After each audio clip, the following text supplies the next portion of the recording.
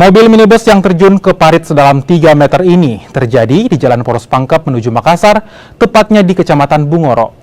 Akibat kecelakaan tunggal ini, sopir dan penumpang alami luka ringan dan harus dilarikan ke rumah sakit untuk mendapatkan perawatan. Dari hasil olah tempat kejadian perkara, kecelakaan diduga akibat sopir mengantuk.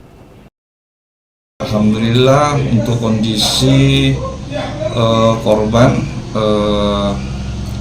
yaitu mengalami luka ringan. Sebelum kejadian, mobil Toyota Avanza ini bergerak dari arah utara ke selatan, yaitu dari arah Baru ke Makassar.